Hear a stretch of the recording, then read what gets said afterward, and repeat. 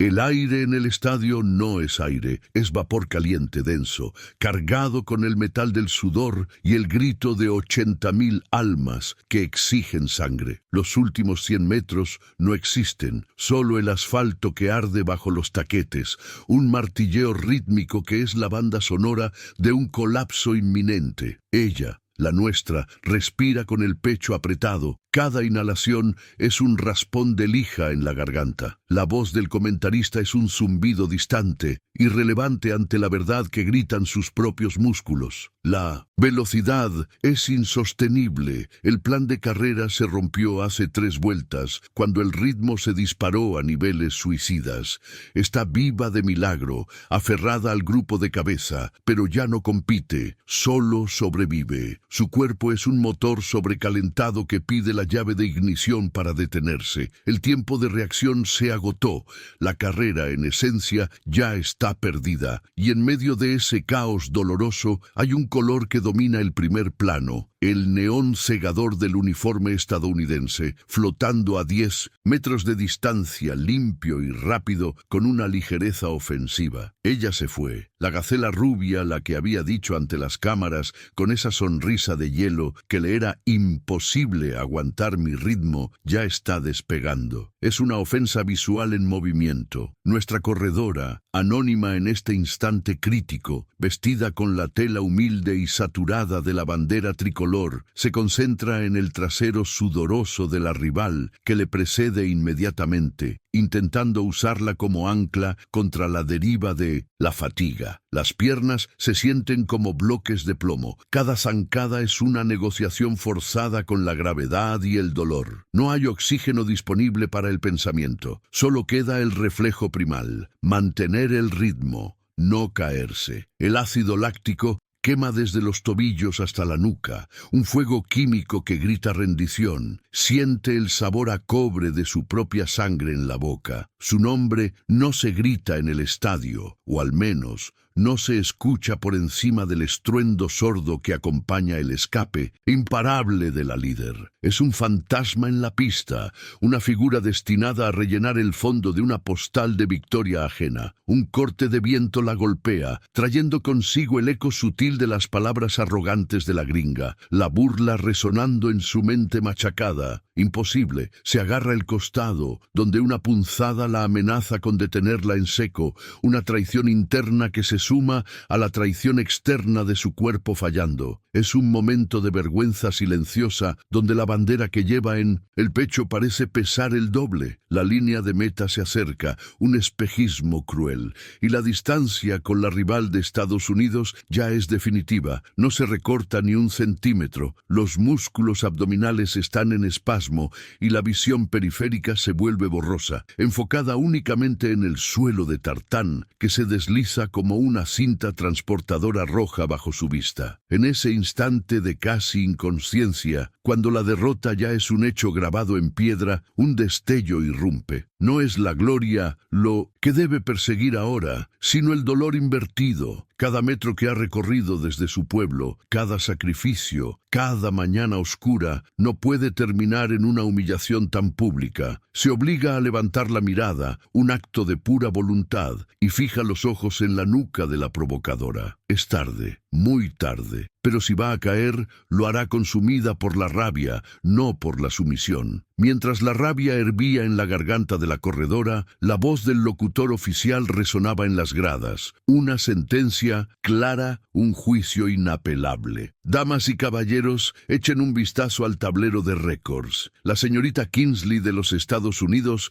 no solo está corriendo en su ritmo de clasificación, lo está reventando. Su tiempo de reacción en la salida fue milésimas superior. Su paso es metronómico. La atleta mexicana, en cambio, está visiblemente esforzándose para mantener contacto visual. Las estadísticas no mienten. La probabilidad de que recupere la distancia ahora mismo es inferior al 3%. Los corredores que queman tanta energía emocional en la primera mitad simplemente no cierran la carrera. Observen la técnica impecable de Kingsley. Es la definición de la ingeniería deportiva perfecta. La medalla de oro tiene el color del dólar y cualquier otra cosa sería una anomalía histórica. El guión de esta carrera está escrito, solo falta que se ejecute. Para el narrador, el juicio no venía solo de los números, sino del peso visible de las chequeras. Kingsley corría calzada con zapatillas personalizadas, desarrolladas por laboratorios que gastaban en un mes más que todo el presupuesto deportivo de México en un año. Tenía un equipo de fisioterapeutas y nutriólogos que monitoreaban cada molécula de su cuerpo, viajando en aviones fletados. La mexicana, en contraste,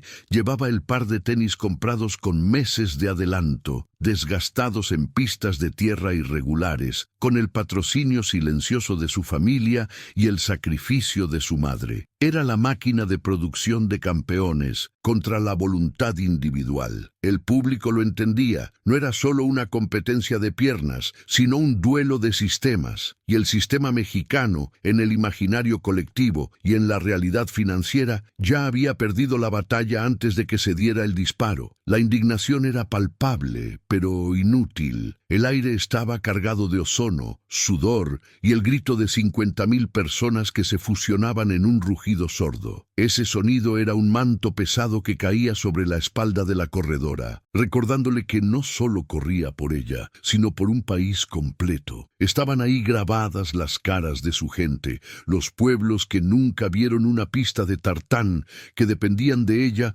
para un fragmento de dignidad internacional. Y ella fallaba. No solo eso, estaba siendo humillada mientras fallaba. La presión era tan física que sentía que las rodillas se le iban a doblar. Pensar en los titulares de mañana, en las redes sociales, en la burla que vendría después de la soberbia declaración de la estadounidense, era casi peor que el dolor en los pulmones. Era un fracaso con testigos, un estigma nacional transmitido en alta definición, un recuerdo doloroso. La distancia entre ambas no era solo metros, era un abismo psicológico. Kingsley, con esa zancada larga y perezosa, se daba el lujo de mirar de reojo. Ni siquiera volteaba la cabeza completamente, solo un movimiento sutil del cuello, un atisbo de superioridad que decía, aún te tengo ahí, en mi visión periférica, insignificante. La mexicana sentía el aliento frío de la derrota quemándole la piel. Podía escuchar el sonido rítmico de los pies de Kingsley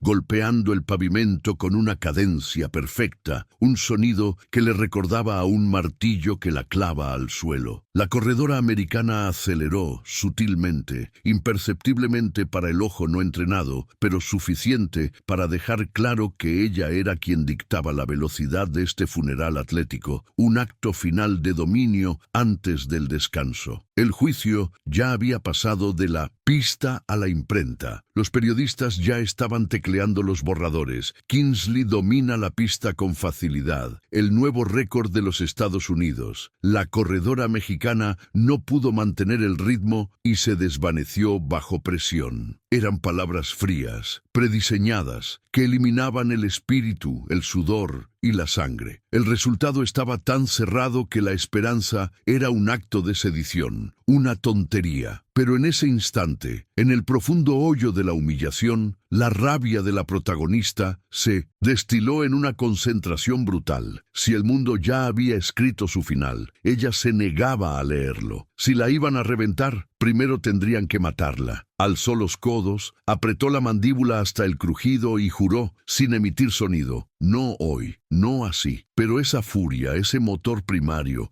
que la estaba impulsando a contracorriente, no nació en los sofisticados carriles de tartán europeo. No, nació a 3,000 metros de altitud, donde el aire se corta y la tierra es una lija constante. La mente de la corredora, en el espacio de un parpadeo, cortó el sonido pulcro del estadio para escuchar el crujido seco bajo sus pies descalzos. Una década atrás, ella no corría contra el cronómetro, corría contra el hambre, contra el destino de una familia de jornaleros. 6 kilómetros de ida, 6 de vuelta, solo para alcanzar la escuela. Sus pulmones se curtieron en esa atmósfera delgada. Sus tobillos se hicieron de acero contra las piedras sueltas del sendero. Allí no había monitores de frecuencia cardíaca ni geles energéticos, solo el olor a pinole, sudor y el miedo constante a llegar tarde. Su entrenamiento no era un plan maestro, era supervivencia. La brecha era abismal y la corredora lo sabía. Mientras su rival estadounidense crecía en campus universitarios con médicos deportivos, psicólogos y pistas climatizadas que parecían espejos, la mexicana había improvisado. Pesas, sacos de maíz húmedo, hidratación, agua de río filtrada con la tela de una camisa. El contraste no era solo de técnica, era genético. La genética de la escasez contra la genética de la abundancia. La rival de EEUU era un producto de laboratorio, optimizado para la victoria. Ella, en cambio, era un error estadístico, una mutación que había escapado del cerco de la pobreza solo por una voluntad que se negaba a doblegarse ante el peso del sol. Lo que para la otra era un deporte, para ella siempre fue un escape, un martillo para romper el vidrio de su propia jaula. La carga que llevaba en cada zancada no era solo su peso corporal, era el peso de una comunidad entera. Recordó la última noche antes de tomar el vuelo transcontinental, la despedida silenciosa en la plaza del pueblo. No eran aficionados pidiéndole un autógrafo, eran vecinos entregándole sus últimos ahorros, un puñado de billetes arrugados, con la única esperanza de que si ganaba, el dinero de los premios repararía la bomba de agua estropeada o costearía medicinas para los ancianos. Esa presión la asfixiaba a veces más que la altitud, pero también la definía. No le estaba permitido rendirse. Si fallaba, no solo perdía ella, fallaban todos los que habían invertido su fe y su hambre en esa quimera imposible de vencer a los gigantes del norte. Y los gigantes del norte, desde luego, nunca la habían tomado en serio. Los reportes internacionales la llamaban la sorpresa humilde o el caballo negro regional, eufemismos elegantes para el no va a durar. Recordó el rostro de un comentarista de televisión en Los Ángeles, hace solo 2 años, analizando su técnica y sentenciando con arrogancia: miren su braceo, es demasiado rústico, su ritmo es inconsistente, no tiene el kilometraje de fondo necesario, es una corredora con techo de cristal. Esa frase, techo de cristal, se le había clavado como una astilla bajo la uña. Para el mundo, su mérito ya estaba cumplido con solo clasificar. La medalla de oro, o siquiera el podio, estaba reservado para los atletas que, según la lógica científica, debían estar allí. Esa rabia fría,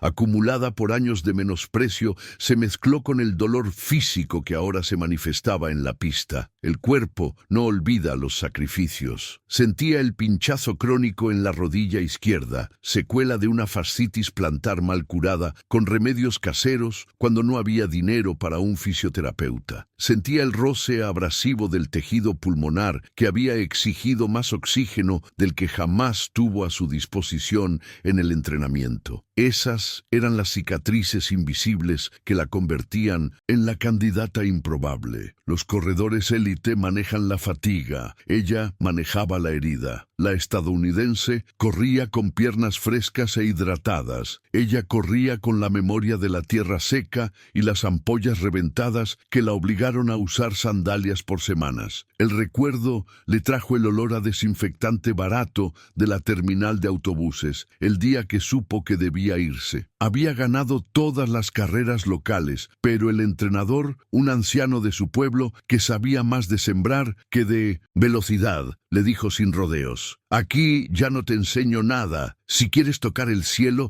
tienes que ir a buscarlo. Dejar atrás la seguridad del hogar, el único lugar donde no era juzgada por su origen o su color de piel, fue la decisión más solitaria de su vida. El primer campamento en la capital fue un infierno de adaptación. El ruido ensordecedor, la comida desconocida y la competencia desleal de atletas que venían con becas y ropa de marca, mientras ella cosía parches en sus uniformes, gastados. Ahora, en este óvalo reluciente, bajo la mirada despectiva de su rival y el juicio implícito de la audiencia, la corredora mexicana entendió la lección. Toda esa desventaja histórica no era un peso muerto, sino una armadura. El dolor en sus músculos no era debilidad, era familiaridad. Lo había sentido 1000 veces. El desprecio de la corredora americana, la que había dictado su muerte prematura en la carrera, no era más que el eco amplificado de todos los escépticos. La pista era ahora esa carretera polvorienta bajo el sol hirviente. La rabia, convertida en disciplina, le ordenó: controla el impulso, acepta el dolor. Es hora de demostrar por qué el techo de cristal siempre ha sido solo arena. El primer giro fue una explosión. Las corredoras de Kenia y Etiopía, cumpliendo el guión de hierro,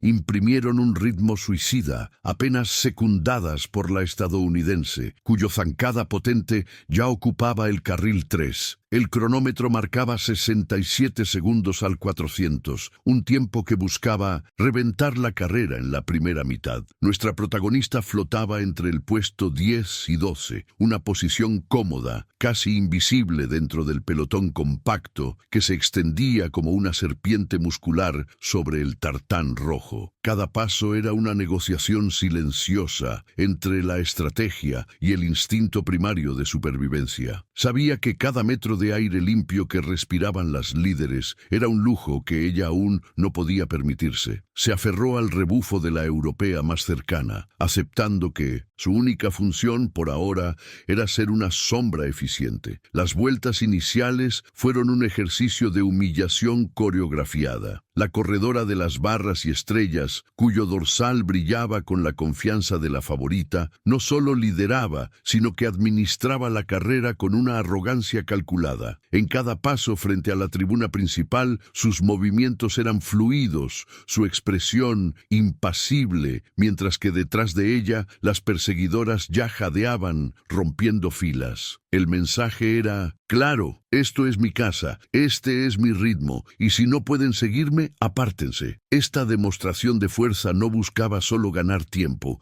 buscaba fracturar el espíritu de las rivales. Era una guerra psicológica disfrazada de esfuerzo atlético, y el objetivo principal de esa agresión mental era la invisible competidora que venía de las alturas secas de México. El aire se enrarecía, no por la altitud, sino por la velocidad y el vapor de los cuerpos en movimiento. Las primeras 5 vueltas fueron la tortura de la moderación. Mientras las líderes se distanciaban, el cuerpo de la protagonista gritaba la orden de acelerar, de cerrar el hueco antes de que fuera irreversible. Pero su mente, dura como el obsidiana, se anclaba al plan. No te quemes. Mantente dentro del margen. Esto es una carrera de resistencia, no una exhibición de vanidad. Los músculos de sus pantorrillas, acostumbrados a la dureza del entrenamiento sin glamour, absorbían el impacto rítmico, pero el esfuerzo ya se sentía como una abrasión constante. El olor a sudor rancio y a goma quemada de la pista se convertía en el perfume del sufrimiento. Internamente, el diálogo se volvió rudo y monocromático. El cerebro,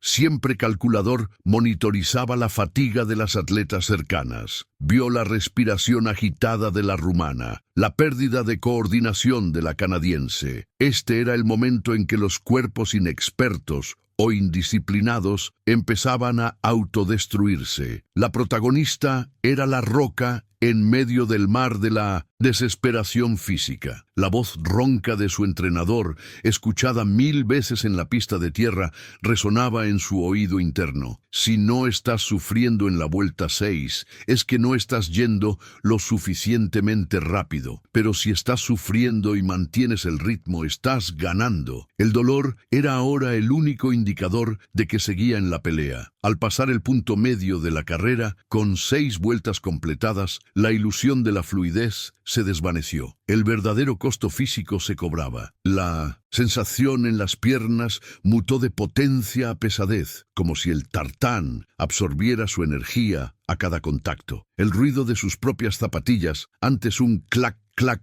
controlado, se transformó en un martilleo sordo y menos elástico. Respiraba con una disciplina feroz, forzando el aire a entrar y salir de sus pulmones, que ardían como si hubieran inhalado ceniza. Este fue el segmento más oscuro, el punto donde el cuerpo busca convencer a la mente de que la retirada honrosa es la única opción sensata. Entonces, la corredora estadounidense lanzó su primer ataque serio, un cambio de ritmo imperceptible para el ojo inexperto, pero devastador para quienes seguían en el pelotón. Subió el acelerador en la contrameta, abriendo un hueco que ya no era táctico, sino decisivo. La distancia entre el grupo de cabeza, 3 atletas, y el resto se estiró a 20 metros, una brecha que, a este ritmo, se sentiría como 1 kilómetro. Nuestra protagonista, aún en la mitad del segundo grupo, apretó los dientes, sintiendo la punzada de la frustración al ver la espalda de la líder alejarse, pero no persiguió. Se obligó a mantener la cadencia establecida, confiando en que quienes sí perseguían pagarían el precio. Mientras tanto, el grupo donde ella se encontraba se deterioraba visiblemente. Las caras de las atletas alrededor eran máscaras de tensión y agotamiento. Algunas llevaban la mirada perdida, enfocada en la nuca de la que tenían delante, sin estrategia, solo subsistencia. Los brazos ya no bombeaban con vigor, se arrastraban ligeramente, cada movimiento desperdiciando una valiosa porción de oxígeno. Ella, en cambio, se esforzaba por mantener la técnica, cabeza quieta, codos cerca del cuerpo, zancada eficiente. Era un esfuerzo titánico por parecer fresca, por proyectar una solidez interna que en realidad se estaba desmoronando bajo el peso del sol y la velocidad. El sol de la tarde se reflejaba con brutalidad en el tartán, intensificando el calor radiante que subía desde el suelo. El sudor no solo goteaba, escurría en torrentes salados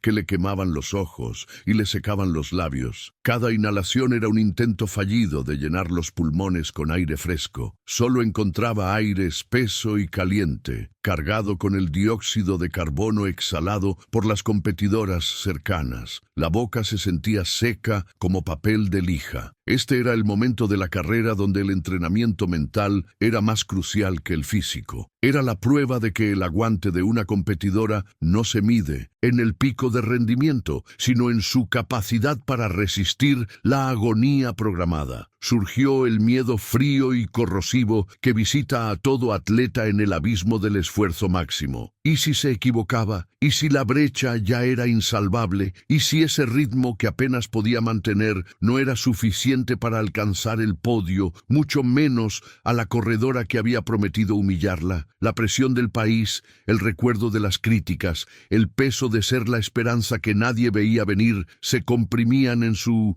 pecho. Por un breve segundo visualizó el fracaso, cruzar la meta al final, exhausta pero irrelevante. Ese instante de duda, esa fracción de segundo de flaqueza, fue más doloroso que cualquier calambre muscular. 8 vueltas completadas. Quedaban 4. 4000 metros de puro infierno controlado. Ese pensamiento la reenfocó. El fracaso no era una opción. Dejó de mirar a las espaldas de las líderes. Se obligó a mirar sus propios pies y a contar los pasos, contar las respiraciones, contar el dolor. El segundo grupo se había estirado y roto definitivamente. Solo quedaban 3 atletas con posibilidades de alcanzar a la cabeza. Ella era una de ellas. La estrategia de invisibilidad había funcionado. La protagonista aceptó el castigo de su cuerpo y mentalmente se preparó para girar la narrativa. El dolor era el precio de entrada a la zona de ataque. El ácido en sus piernas gritaba, pero ella apretó la mandíbula hasta sentir el crujido del esmalte dental, cerrando la brecha poco a poco. Estaba utilizando la estela de la corredora líder, ahorrando energía preciosa, pero el esfuerzo era titánico, un castigo que solo podía justificarse con una necesidad fundamental. Aquello no era solo una carrera, era la última tabla de salvación financiera. Si no lograba un metal, la beca se extinguiría. y con ella la capacidad de sostener los gastos. El pensamiento de las cuentas médicas esperando en casa, el pequeño recibo de farmacia arrugado en su pantalón de competencia, le dejó un gusto metálico en la boca. Era por su madre. Cada zancada ahora no era por la gloria o el récord, sino por extender el tiempo. Era la abrumadora carga de responsabilidad que solo una hija, motor de toda su familia, entiende. La pista se había transformado en un crisol de necesidad vital. El ritmo era cruel, implacable, su pecho ardía, pero el verdadero fuego se gestaba en la memoria. Veía el rostro cansado de su madre, las sábanas de hospital que olían a desesperanza y cloro. Los médicos hablaban de tratamientos que costaban más de lo que ella ganaría en 3 años de competencias menores. Esta carrera, este único evento, tenía que pagar por el mañana. Recordó la promesa que se hizo en ese cuarto frío, que jamás permitiría que su madre sufriera por falta de recursos. Cada vez que su pie golpeaba el tartán, resonaba una sola palabra: medicina, renta, futuro. La presión era, paradójicamente, la gasolina más potente que jamás había inyectado en sus venas. No estaba corriendo por un metal, estaba corriendo por la vida. Adelante, la atleta estadounidense, con su zancada perfecta y la arrogancia flotando alrededor como un aura de invencibilidad, hizo un ligero cambio de ritmo. Fue casi imperceptible, buscando quemar a sus perseguidoras, pero la mexicana lo sintió como un puñetazo en el estómago, un recordatorio de que estaba a punto de ser desechada. Imposible que aguante mi ritmo. La frase de la rubia, dicha a la prensa días antes, se convirtió en un mantra de rabia hirviente. No era solo la medalla, era la humillación inherente a esa superioridad percibida, un eco de todas las veces que le habían dicho que las mujeres de su origen no estaban hechas para esta élite deportiva. Usó ese veneno para endurecer su núcleo, para convertir el dolor en una herramienta de precisión y la rabia en un motor implacable de resistencia. El mundo se redujo al sonido lacerante de su propia respiración agitada y al patrón monótono de los cordones de la zapatilla de la rival. El oxígeno era un lujo que ya no podía costear. Sentía cómo las fibras musculares en sus cuádriceps se deshilachaban, amenazando con un desgarro catastrófico si forzaba 1 metro más. Podría parar, podría caerse y justificarlo. La excusa del agotamiento era fácil y hasta noble, pero si caía ahora, la farmacia de la esquina y el hospital la devorarían viva en el fracaso. El miedo a fallarle a su gente era mucho más intenso que el miedo a la lesión física. Su mente se había escindido. Una parte rogaba por el cese del dolor. La otra, implacable y fría, calculaba los metros restantes hasta el punto de inflexión. Este sacrificio tenía un precio que se pagaría mañana, tal vez por el resto de su vida. Sentía el roce del hueso contra el hueso, sus rodillas gritando por el abuso crónico. Sabía que estaba comprometiendo su longevidad como atleta, quizás incluso su capacidad para caminar sin dolor dentro de 10 años. Pero la alternativa, la miseria silenciosa de no poder ayudar a quienes amaba, era inaceptable e impensable. Negoció con su cuerpo haciendo un pacto interno y desesperado. Dame estos últimos 3 minutos de potencia absoluta, dame el oro y luego haré lo que quieras. No había margen para la duda, solo para la ejecución precisa. Era una autodestrucción controlada, dirigida por la desesperación noble de quien no tiene otra opción más que triunfar y volver con los recursos en mano. La estadounidense se giró ligeramente, una fracción de segundo, buscando con la mirada el fantasma que la seguía, esperando verlo desfallecer. Vio el rostro de la mexicana, no un rostro de agonía, sino una máscara de hierro sin expresión. Esa mirada debió haberle dicho que el juego de la invisibilidad había terminado. La estrategia no había sido solo conservarse, sino infundir una falsa sensación de seguridad en la líder. La estadounidense había invertido demasiada energía en mantener esa distancia arrogante y despreocupada. Ahora, esa inversión era su debilidad y su carga. La protagonista sintió el cambio exacto en la dinámica, el ligero titubeo en la zancada de la rival que delata el cansancio mental. El momento de la duda es siempre el momento del golpe, el punto exacto donde la resistencia del oponente se quiebra sin remedio. Con la mente totalmente despejada del dolor y el miedo, solo quedaba el cálculo frío. El viento cambió ligeramente, ofreciendo una microventana de oportunidad aerodinámica. Faltaban poco más de 800 metros, 2,5 vueltas de infierno, puro y controlado. La mexicana tragó saliva, sintiendo el gusto salado de la sangre que subía por su esófago, y permitió que el recuerdo de los ojos de su madre se convirtiera en un grito silencioso que solo ella podía escuchar. Este era el giro de la narrativa que había prometido. La persecución había concluido. Ahora ella era la cazadora en pleno día. El precio ya había sido pagado en dolor. Era hora de cobrar la recompensa en metros ganados y en destino. La atleta de México preparó el cambio que definiría su futuro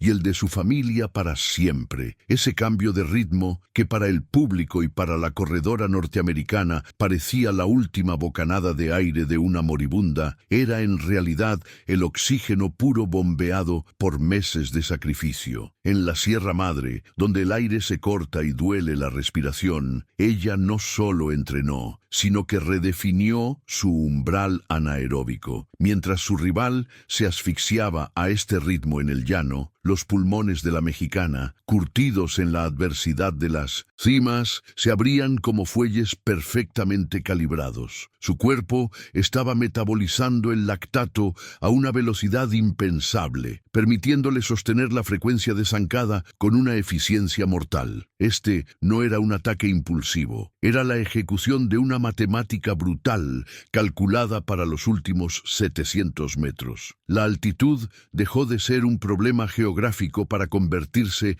en su arma más letal y silenciosa, una que su rival nunca supo contrarrestar. Nadie vio el infierno, solo ahora presencian la chispa. La gente solo veía a una atleta con potencial, pero el entrenador, con esa mirada de águila forjada en la decepción y el conocimiento ancestral del cuerpo, había diseñado un programa que la deshumanizó para hacerla invencible. La llevó a entrenar a las 3 de la mañana, en pistas de tierra irregulares, bajo cielos congelados que le cortaban la piel, lejos de los reflectores cómodos y de la fisioterapia de primer mundo que disfrutaba su oponente. El objetivo nunca fue correr rápido al inicio, sino sobrevivir a la velocidad terminal. El objetivo era que en los momentos donde el cuerpo grita, detente, ella encontrara el eco de esa montaña solitaria, el recuerdo de esa soledad, y siguiera empujando la rodilla hacia adelante. El dolor se había convertido en un viejo amigo, y ahora ese amigo le estaba dando el relevo hacia la gloria. Técnicamente, su zancada había dejado de ser impulsiva para volverse una guillotina. En las últimas semanas de preparación, el foco fue reducir la fatiga en el músculo vasto lateral, optimizando la explosión final de las fibras rápidas que la mayoría de los fondistas queman demasiado pronto. Ella había corrido la primera mitad de la carrera con una economía deliberada, a un 90% de su capacidad real, para engañar al sistema nervioso central y reservarse la reserva que ahora estaba liberando. El cambio no fue solo en velocidad, sino en cadencia y longitud de paso. Pasos cortos, rápidos, devastadores, que no desperdiciaban energía en la verticalidad, sino que la convertían toda en avance horizontal. Ella se había convertido en una bala dirigida con una trayectoria impecable, aprovechando que el cansancio de su rival amplificaba cada centímetro ganado. Este cuerpo que ahora se movía con la precisión de un metrónomo letal era el resultado de una dieta espartana que había marginado todo placer social durante 11 meses. El documental nunca mostraría la frialdad con la que rechazó las tortillas de maíz o los dulces, tradicionales en las festividades, solo para mantener la tasa de grasa corporal en el punto exacto requerido por el plan de ataque. No era solo músculo, era una máquina de resistencia increíblemente ligera, optimizada para minimizar el arrastre y maximizar la disipación del calor. El peso que había perdido era el peso de las dudas, de las fiestas, de la comodidad. Cada gramo sacrificado ahora se traducía en la brutal facilidad con la que sus gemelos impulsaban el asfalto. El precio de ser anónima y dura era la ligereza con la que ahora volaba. La provocación inicial de la estadounidense, imposible que aguante mi ritmo, se había incrustado en su psique no como una herida, sino como un turbo. Mientras otros competidores habrían explotado de ira, ella la utilizó como energía contenida,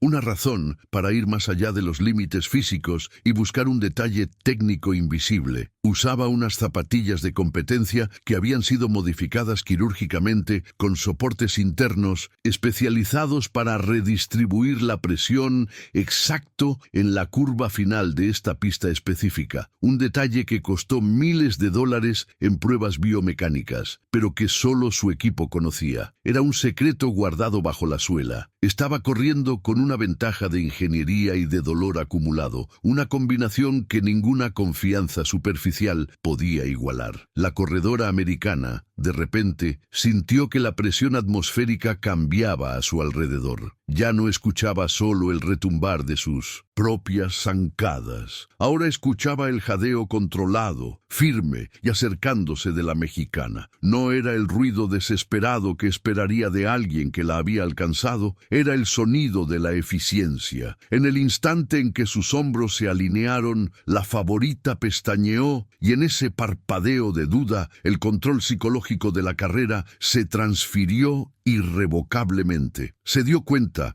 con un escalofrío helado recorriéndole la columna vertebral, que la mexicana no estaba reaccionando a su ritmo. Estaba ejecutando su ritmo. La cazadora se había convertido en presa y la arrogancia que la había impulsado a dominar la carrera se desvaneció, reemplazada por un terror primitivo, la realización de que la distancia se había esfumado por un plan maestro. La mexicana sintió el quiebre de la voluntad de su rival. Era un sonido inaudible, pero más claro que cualquier grito de la tribuna. Era el momento de soltar las riendas. El dolor en sus piernas ya no era una señal de alarma, sino una confirmación de que estaba operando en la zona prometida. Alzó levemente la barbilla, buscando el arco final de meta, visualizando el instante exacto donde debía iniciar la patada terminal. Se permitió por un instante conectar el sudor salado de su rostro con las lágrimas que había derramado en la soledad de sus entrenamientos. Era hora de aplicar el último principio aprendido en la sierra. La paciencia es la madre de la victoria, pero solo la ferocidad paga la deuda. El tiempo de la persecución había terminado. El tiempo de aniquilar a la competencia había llegado. Dejó que el eco de la provocación resonara por última vez en sus oídos, transformándola de una ofensa dolorosa en un combustible de octanaje puro. La mexicana no esperó la campana, ni la señal del entrenador, ni el momento tácticamente perfecto que dictaban los manuales europeos. El momento era ahora, dictado por el reloj biológico de la rabia contenida. Sentía el cuerpo de la estadounidense a menos de 1 metro, respirando el mismo aire contaminado por el sudor y el pánico latente, y en ese instante preciso su cerebro ordenó una detonación. Rompió el patrón de zancada que había mantenido durante kilómetros, incrementando el esfuerzo en un 30% de golpe. No era solo correr más rápido, era un asalto a la propia mecánica de su existencia, un salto de fe en el vacío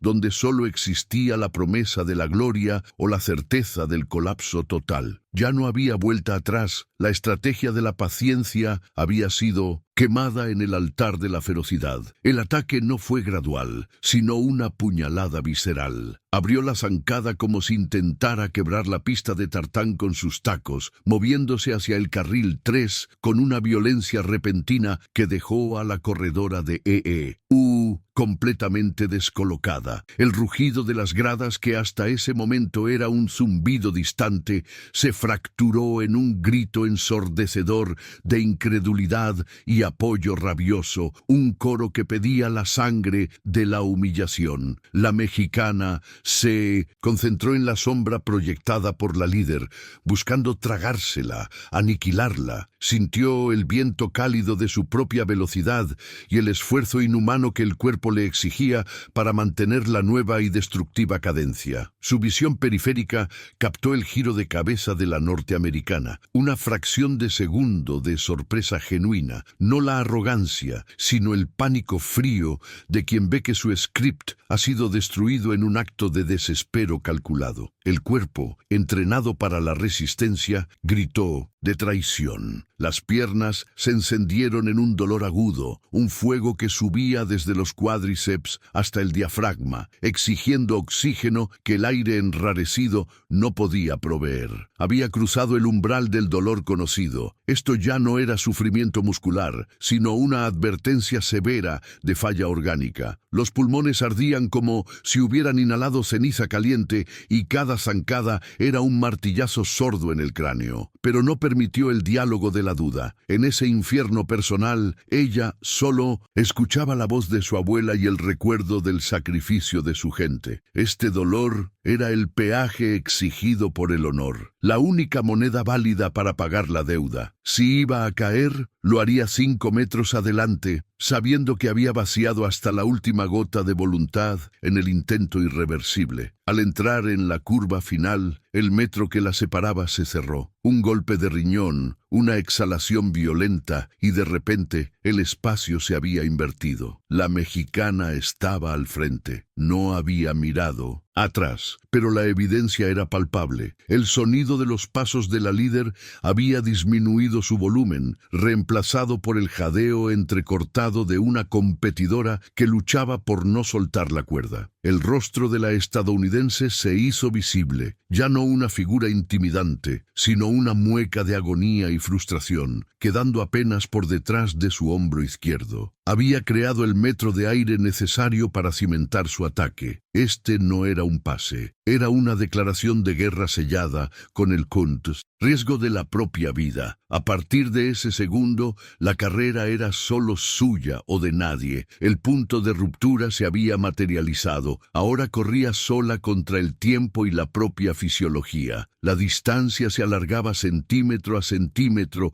volviéndose irreversible. El cuerpo estaba en modo de supervivencia total, alimentado por adrenalina y la imagen cristalina de la meta. La promesa de la sierra, nunca te rompas, era su único mantra mientras sus músculos se acercaban peligrosamente al desgarro. Había quemado sus naves y se había adentrado en territorio desconocido. Si la americana lograba responder, ella no tendría nada más que dar. Solo quedaba la ferocidad desatada para abrir la brecha, obligando a la estadounidense a perseguir un fantasma de la voluntad. El tiempo de aniquilar a la competencia había llegado, y ahora la competencia estaba aniquilada, dejando solo el camino de la hazaña imposible. La mexicana sintió el cambio sin siquiera girar la cabeza. No fue un sonido, fue una liberación de la presión. La cacería había terminado. Ahora era ella la cazadora del cronómetro, luchando solo contra el tiempo y el colapso. Era una batalla silenciosa entre dos filosofías de carrera, la arrogancia técnica frente a la resiliencia brutal. La gringa había apostado por el control constante, guardándose para el golpe final. La mexicana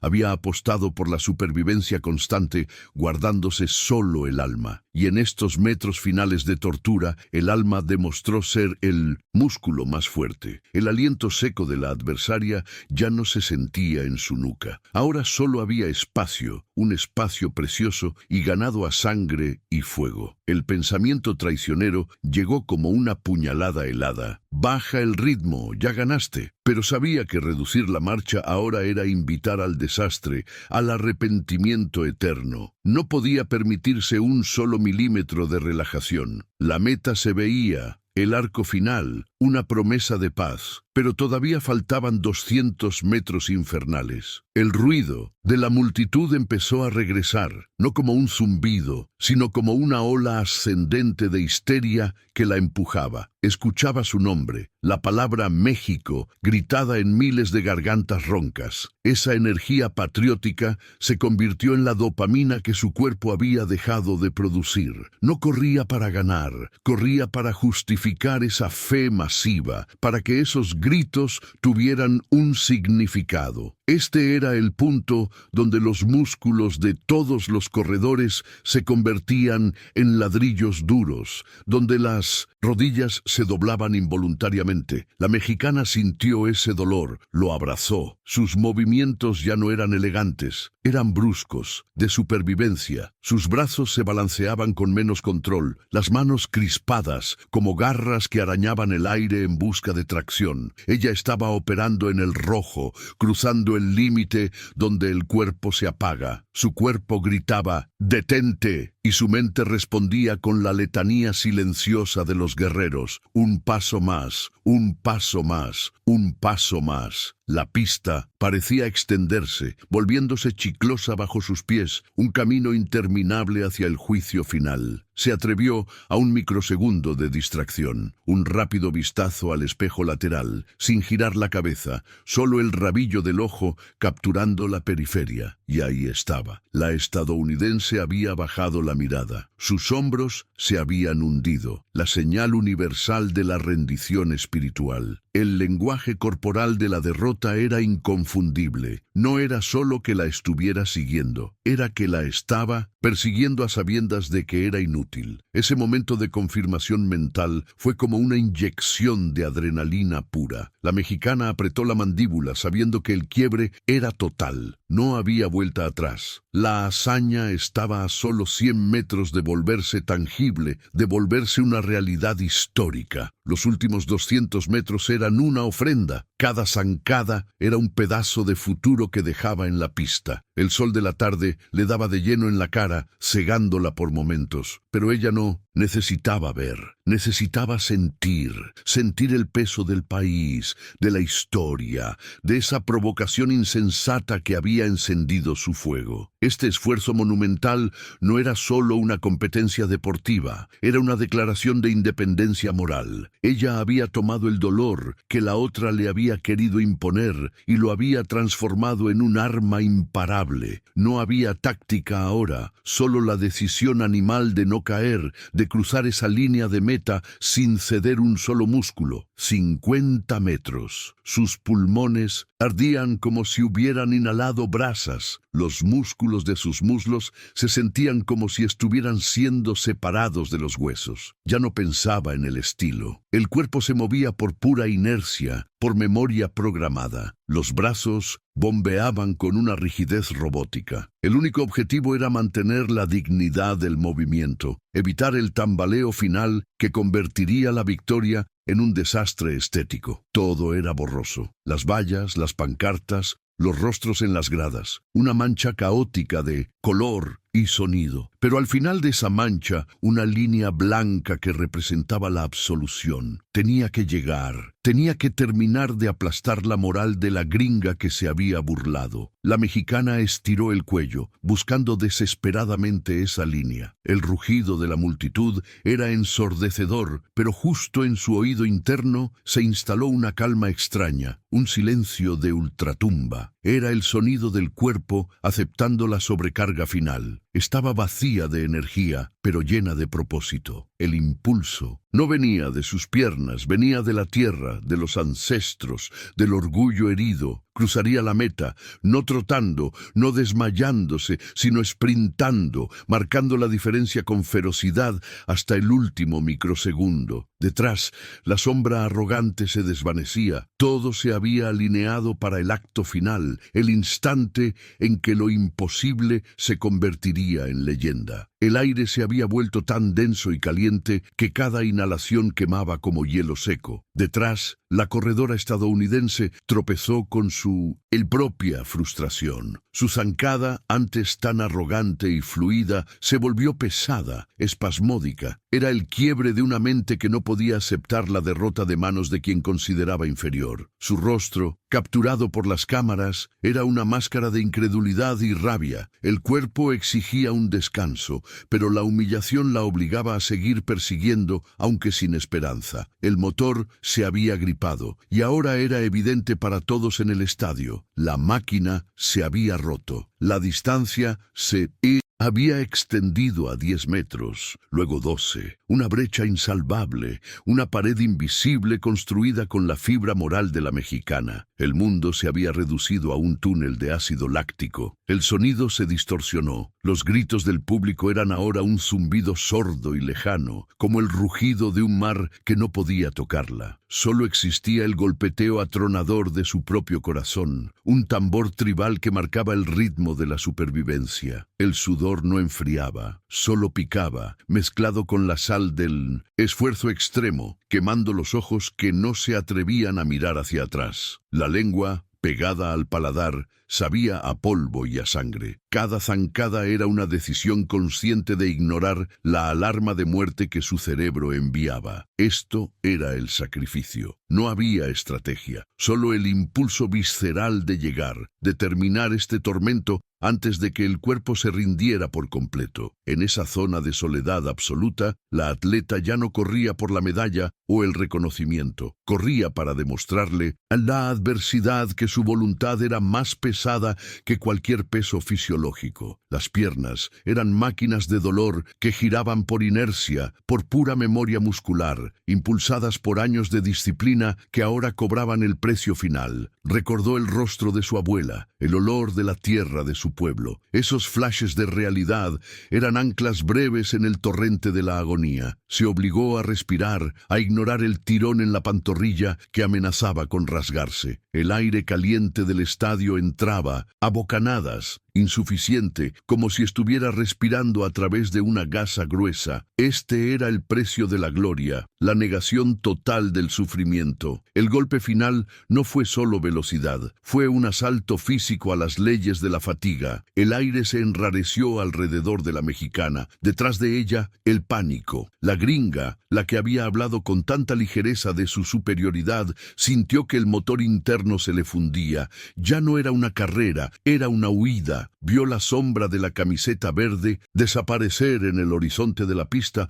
un espejismo cruel. Su mente, entrenada para calcular y dominar, solo gritaba una cosa: imposible, imposible que haya guardado esto. Pero lo había hecho. Cada kilómetro de dolor acumulado en la mexicana se había transformado en esta bala final, este acto de venganza silenciosa y absoluta. La brecha se abrió con la violencia de un látigo, rompiendo no solo la distancia, sino también el espíritu de la perseguidora. El látigo final de la mexicana fue una ráfaga que duró menos de 60 segundos, pero que pareció estirar el tiempo en la mente colectiva del estadio. Los pulmones quemaban, las piernas ya no eran suyas, sino máquinas obedeciendo a una furia ancestral, a ese orgullo de tierra que no acepta humillación. Al cruzar la línea, no hubo festejo coreografiado, solo una caída violenta y absoluta. El cuerpo, finalmente liberado de su carga mental, se desplomó como un costal en el tartán, probando el ácido sabor del esfuerzo llevado al límite. El grito de la multitud ya no era un murmullo, se había convertido en un rugido sónico, un tsunami que venía de las gradas, un sonido que te golpeaba el pecho y te hacía vibrar los dientes. Ella, exhausta, apenas registró la luz azul y roja de la meta, solo sintió la presión del piso frío contra la mejilla, el sabor metálico de la victoria y la derrota simultáneas en la boca. Cuando la estadounidense finalmente logró cojear hasta la meta, 10 metros atrás, no miró a la corredora en el suelo. Miró al marcador, vio el tiempo que lo confirmaba, vio el nombre. En ese instante, el rostro que había proyectado tanta superioridad se transformó en piedra muerta, en el mapa de una humillación pública, la absoluta negación del libreto que Hollywood había escrito para ella. El guión gringo se había hecho polvo frente al ímpetu puro de la resistencia de México. Por un segundo, el estadio se contuvo, un silencio dislocado, como si el público estuviera decidiendo si debía aplaudir la victoria o el colapso. Pero no fue silencio, fue el preámbulo a la explosión. La corredora americana se quedó de pie, rígida, sintiendo cómo el aire a su alrededor se espesaba con la incredulidad, el costo de haber subestimado la sed de justicia de una nación que llevaba siglos esperando un momento así. Y entonces el infierno estalló. No eran aplausos, era una descarga eléctrica, el grito ahogado de miles de gargantas liberándose de la tensión acumulada. Los mexicanos en las gradas se volvieron locos, las banderas tricolores bajaron como cascadas sobre el foso de la pista, y el sonido se hizo tan denso que la tierra misma pareció temblar bajo el concreto. No era solo la victoria en una carrera, era la demolición del mito de la superioridad, la respuesta cruda y visceral a la arrogancia. Dos asistentes levantaron a la campeona tambaleante, cubierta de sudor y lágrimas, y una vez que estuvo erguida, la imagen se congeló para la historia. Ella, pequeña y rota, pero invencible, sosteniendo la bandera que ahora la cubría como un manto de hierro, mientras el grito de su gente era la única cosa real en el universo. La revancha había sido servida. Ahora que el mundo viera, el mundo vio, y luego el estruendo se apagó. No hubo más gritos, solo el siseo residual del aire entrando en pulmones reventados. Era un silencio denso y pesado, el que se instala cuando la verdad ha pateado la mesa y se sienta a contemplar el desastre. La corredora, aún envuelta en ese lienzo tricolor, no buscaba el podio, buscaba la sombra, la quietud donde el dolor muscular pudiera gritar sin interrupciones. En esa quietud, lo único que quedaba era la palabra nunca pronunciada, la que flotaba sobre la pista helada. El desprecio de aquella rubia arrogante se había pulverizado en la última zancada. No se había ganado una medalla, se había ganado un respeto que no se mendiga, sino que se arranca. La historia no se reescribió en números, sino en el músculo que no cedió y la dignidad que se negó a doblarse. Y ese silencio frío y profundo, donde la ofensa se disolvía por completo, era el trofeo más grande de todos.